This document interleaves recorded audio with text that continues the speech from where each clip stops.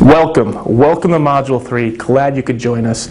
Here we're going to go into the deep dive. We're going to talk about things that are a little technical, but again, it's going to make you that much more intelligent when you're looking at these tapes, and it's going to give you a lot of credibility when you're dealing with counterparties such as buyers like Dandrew or other institutions out there that are very finicky when it comes to working with people who are bringing them tapes. So, number one, we're going to talk about asset level tape deep dive. We're going to go deep into it. We're going to talk about what value and asset level tape provide. There are certain pieces of information that are on there that are useful. Some of them are useless. We're going to pay attention to the ones that are important. And remember, we want you to look at these tapes as if you're cynical at best, paranoid at worst, sort of like an ex-lover. You just want to see exactly what makes sense and what doesn't, and you want to question everything.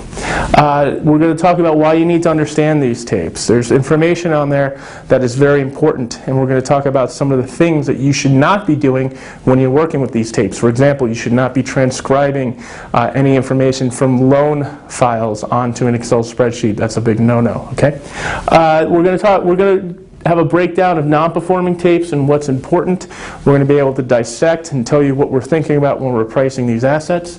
We're also going to analyze a few actual tapes live. Corey and I are actually sitting in front of a computer with you where we go over a performing tape and a non-performing tape.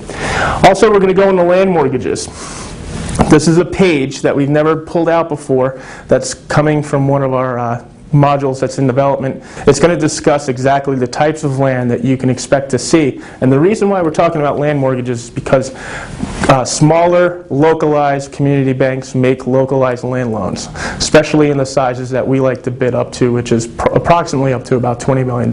So you're going to know the difference between if it's entitled, what that really means, or if it's raw land, and also location. Location is important. We don't want to deal with lizard and snakes in southwestern Arizona. Okay? And this is a page from our development module that we have not released yet. Then we're going to go through some calls. We're going to go through a call with a competitor of mine. His name is Dave. I don't consider him a competitor. I think of him as a peer in the business.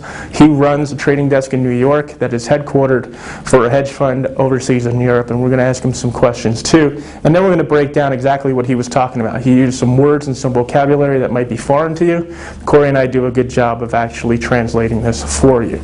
And then lastly, Peter's going to be speaking to a couple banks and Dandrew intermediaries regarding tapes that have been submitted to us as well. So sit back, enjoy, relax, take some notes, print out the tear sheets that we provide with you, the PDFs, and if you have any questions, remember to put them underneath the respective video on this blog. Thank you, and we look forward to working with you.